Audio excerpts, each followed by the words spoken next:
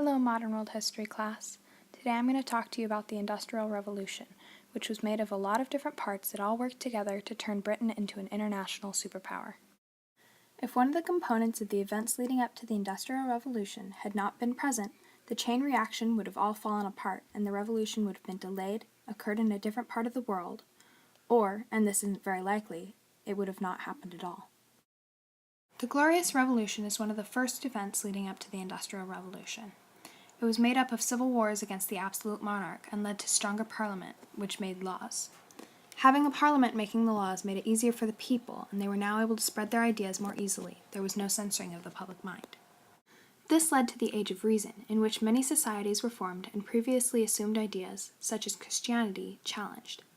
One of the societies created was called the Lunar Society, and it met once a month during the full moon. One of the members of the Lunar Society was named Devonine Manga Thomas Newcomen, but more on him later. In the Age of Reason, many things were improved, one of which being the way crops were handled. Instead of people all working on the same crop, wealthier people got sections of enclosed land.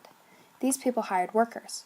But they also came up with new ideas to improve crop yield, such as crop rotation, which gave the soil time to build nutrients back up every year. The farmers also developed new tools, which made the work easier. Running parallel to the agricultural revolution was a problem. Britain's population was growing rapidly, and they were almost out of wood for energy. Wood fires kept the English warm, cooked their food, purified their water, and countless other things. But there were fewer trees left, and any wood had to be carried from farther and farther, causing prices to skyrocket. So the discovery of coal was very important. You see, England sat directly on top of a massive amount of coal, and not only was it abundant, it was 3 times more efficient than wood. So, naturally, they mined it. As they got deeper and deeper, the mine started to fill up with water. They used horse-powered pumps for a while, but the pumps could only draw up water from about 90 feet. This is where Thomas Newcomen comes back into the picture. He designed an engine to use the coal and pump water out from greater distances, which was a great achievement, exposing much more coal. However, the pump was stuck in the mines, where coal was virtually inexhaustible, because it was not at all efficient. People like Erasmus Darwin, Charles Darwin's grandfather, began to come up with ideas of coal-powered machines. Yet it wasn't until Matthew Boulton and James Watt came up with an improved steam engine that these ideas could even start to become realities. James Watt had been thinking for a while of ways to improve the steam engine so it might come out of the belly of the coal mines, but he didn't have the money. Matthew Boulton married a rich woman and inherited her fortune. When Boulton and Watt met, they produced a much more efficient steam engine that ran on a quarter of the fuel. The new steam engine let new factories be built and more jobs be created. Around this time, the British government realized that they would soon be seen as a threat or target for France and Spain. They decided to build up their navy so that not only could they defend their country, they could also ship coal to other places and trade with other countries.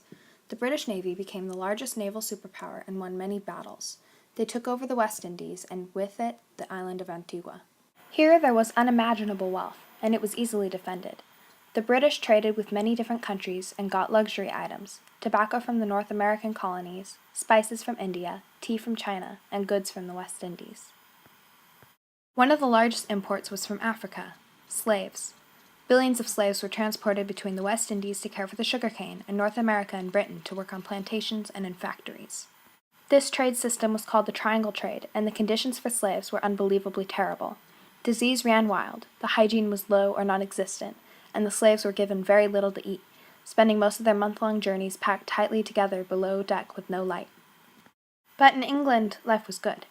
There was an increase in wealth for almost everyone, and a lot more non-essential items. One man, Josiah Wedgwood, got rich from selling teacups.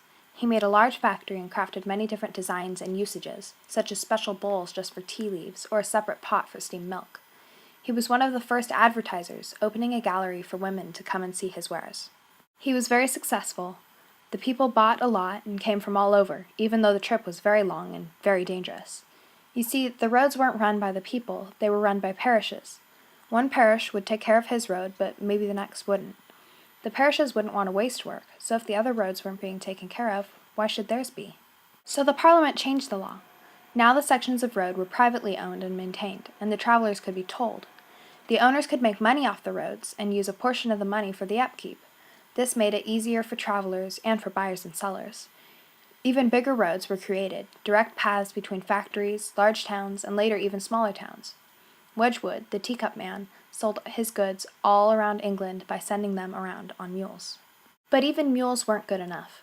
These mixes of donkey and horse were easily startled, didn't walk very quickly or smoothly, and didn't mind if they dropped something, even if it was a fragile little teacup. About 1/3 of the carefully made dishes would be broken by the time they reached their destination.